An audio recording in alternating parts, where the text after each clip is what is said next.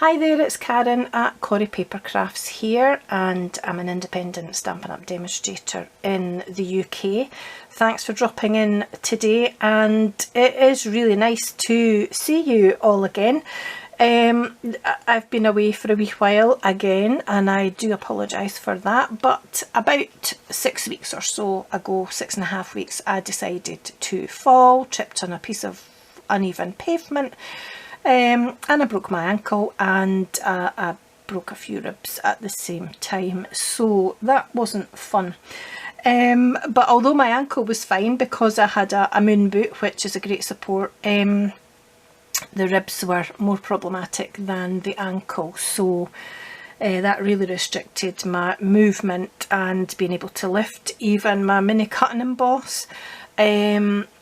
And things like that, and pressing down with stamps, and certainly my breathing as well. So I'm hoping that that is it for a while, and I'll be back crafting more regularly with you, and I'm hoping to be crafting more regularly anyway, because a week today, this being Sunday the 23rd of April 2022, I actually retire from my day job. So I'm hoping to have a little bit more time on my hands and get myself into a bit more of a routine with my crafting.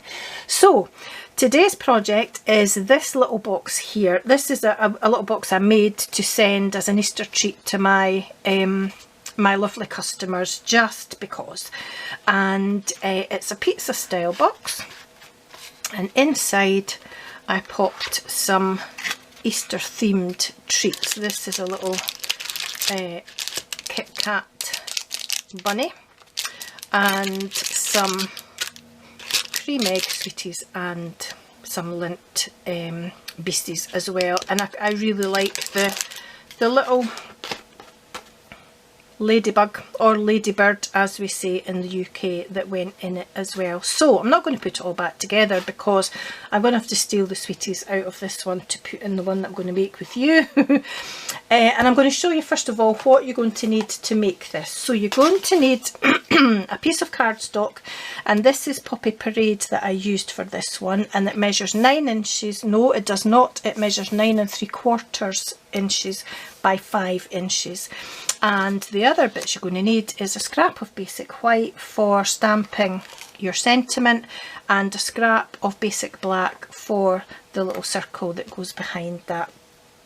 And I stamped my sentiment in Memento. I cut out my sentiments using the second smallest smooth circle here and the second smallest scalloped circle here from the layering circles dies. And because it's a photopolymer stamp, I used, if I can get a hold of it, my Stampin' Pierce mat, just to give it a little bit more padding for stamping on. I used the Hello Ladybug stamp set, and I used this ladybird here, these little dots here, and this little stamp here, which is actually the centre of this flower, but I just used it for my random spots. I don't know if you can see them. I stamped the little dots in Memento, and I used Poppy Parade ink here to stamp these little dots, red dots all over too. I hope you can see those. And my embellishments are the red rhinestones, which are one of my favourites, and I don't know why I don't use them more, and they're carrying over into the new 22 to 23 annual catalogue. And the ribbon I used is the black and white gingham ribbon. Couldn't think of the word there. So that's all the bits and pieces that you're going to need if you want to make the project exactly as I have. So let's get on and make it. So I did quite a lot of random stamping, as you can see on the box here, and I really didn't want for you to have to sit through and watch that. So I did that ahead of time, and here it is here. So I randomly stamped my hedgehogs, and then in between hedgehogs, Karen, my ladybirds, and in between I popped my dots and my little red stamen, I guess. So we're just going to move straight on to the scoring, and I can't find my scoreboard, or rather I can see it but it's not right beside me, so bear with me till I grab that. I do apologise. Here we are, and it could do with a clean, but hey ho. So on the short side you've got a choice actually. What I did when I made my original box was I scored at 3/4 of an inch on one side and then turned it round and scored at 3/4 of an inch on the other side, but some people find that a little bit awkward. So your other option, because this is 5 inches wide, to score it at 3/4 of an inch would be 4 1/4. So instead you can actually score at 4 1/4 inches on each side. And turning to the long side, and it doesn't matter which way you turn it round, you've got two options again, because originally I scored at excuse me, 3/4 of an inch and 4 1/2, but your options could be to score at 4 1/4. Let me just check that now. No, 4 1/2, sorry, and 9 inches on both sides if you find that 3/4 inch a bit awkward. So 4 1/2 and 9. Turn it round and do the same again, 4 1/2 and 9.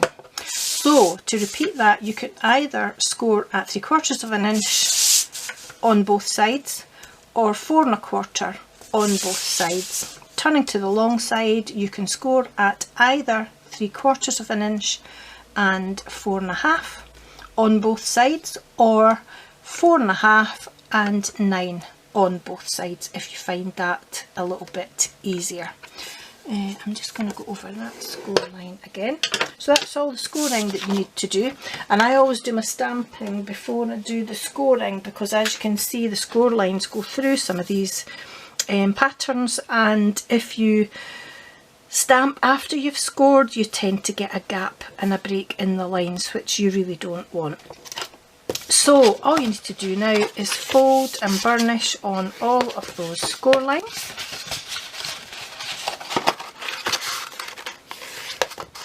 And I do apologise if the light seems to be coming and going. We've got the sun here in Scotland, which is pretty unusual some days. And it's quite cloudy, so although we've got beautiful sunshine for 5 or 10 minutes, we then see the sun disappearing behind a cloud. So the sun's coming and going. Not a lot I can do about that.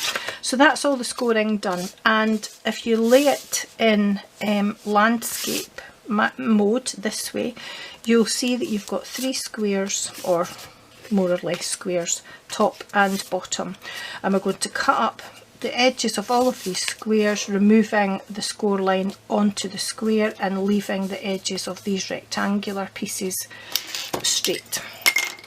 So I'll just quickly do that. So just making sure that that score line goes onto the square, and the same on the other side. Could have cut that last one a bit straighter, but I'll fix that in a minute.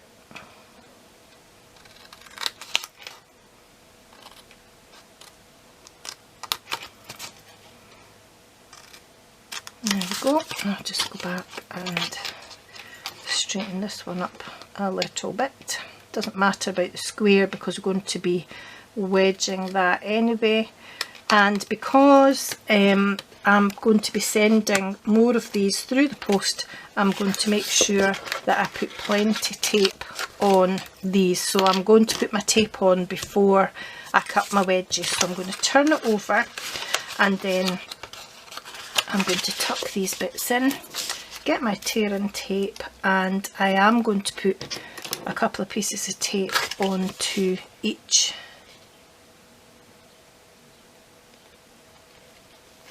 little square. I just want to make sure the edge that's joining the box together has a straight edge on the tape. So I'm going to go ahead and do this on all 6 of these little flaps, and I'll be right back with you. Bear with me just now.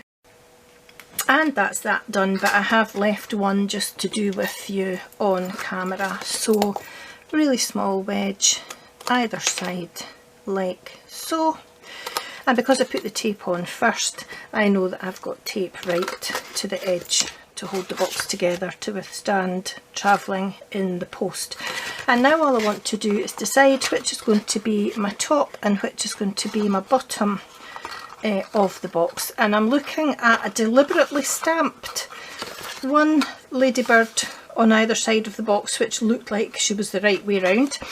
But I also look at the folds and see which I prefer. So I think I prefer this side as my lid. So before I put the box together, and before I forget, which I always do, I'm going to put a finger notch here, and I'm just going to line this up against my grid paper, and I know that this is 5 inches wide, so I'm just lining it up between 5 and 10 inches, which is pretty much the middle of my mat. And then at the 2.5 inch mark, which is 7.5 in this case, I'm going to put a little mark, and then I just used my 1/2 inch circle punch. And I know this is retired, but you might still have yours, or just use whatever you've got.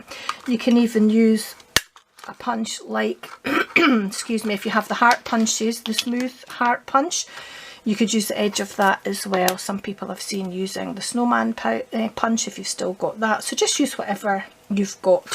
So I now know that this is my lid, so I'm going to ignore these 2 squares for now, and I'm going to take the tape off of all 4 corners here because that's what I'm going to use to put together the bottom of the box. Oops. I'm putting it together as you've probably seen many times before. I'm going to put the straight edge here against this folded edge here to put it together, and I'm just going to do that on all 4 corners like so.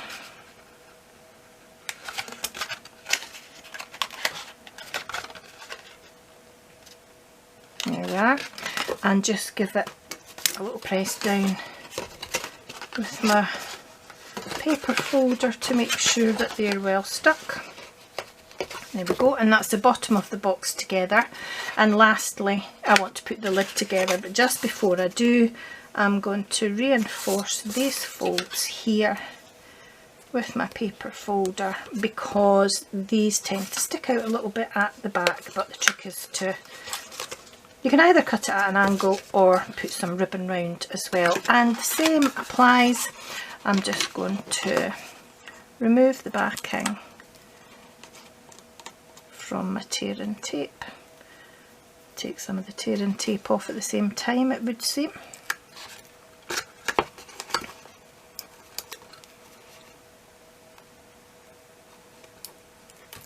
There we are, and again straight edge, whoops, to folded edge, just like so, and a quick press down, make sure they're stuck. And that's my box together. Now if you have a little bit of overhang, which I do have there, just snip it off with your paper snips, and the same with any furry corners. Just give them a little snip, just watch you don't cut the corner of your box, that's fine. And this time round, because I would give these at any time of year, not just at Easter, I'm going to just pop these wee beasties into the box and try and be kind of artistic about it, but I will probably not manage. There we go. Not very artistic at all, is it? So I think I will steal the sweeties that I had originally. Oh, that's one on the floor already. Here we go, because I made it actually specifically to fit these sweeties. So I'll put the same ones in, and a cream egg here and a cream egg here, because that's what I originally made the box to fit, and close it over like so. So as you can see, these little bits stick out a wee bit. That's one of the things that you do get with a pizza box, but it doesn't worry me too much. So I'm just going to get my ribbon and I'm going to tie it round. I'm not going to bother too much about where the ribbon goes to start with, because I'll fix it once I've tied my bow, and I've probably cut off way too much ribbon, but I'm okay with that.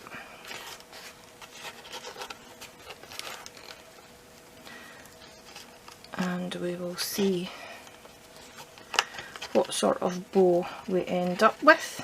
Who knows?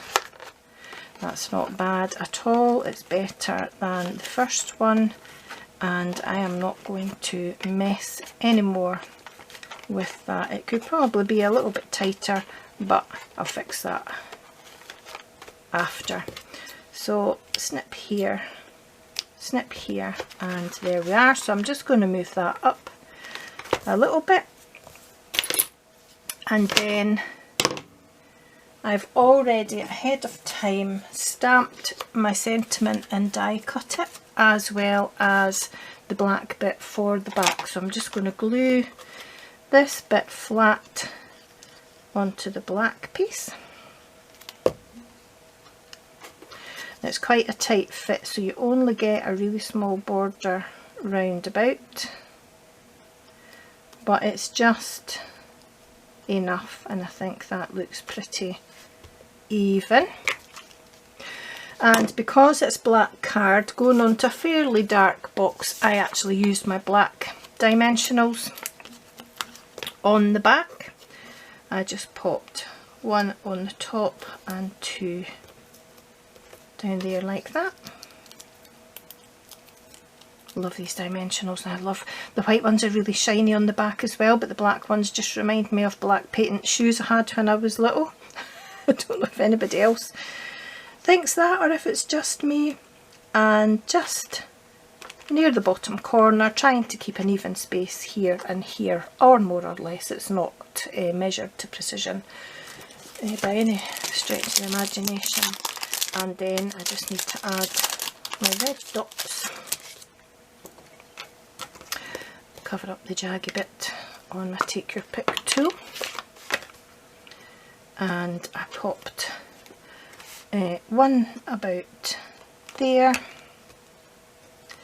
one about there, and one up there or thereabouts, and that's my box made with the sweeties inside too. So if I bring this one back in without its sweeties, then we've got a pair of boxes. So I hope you enjoyed that.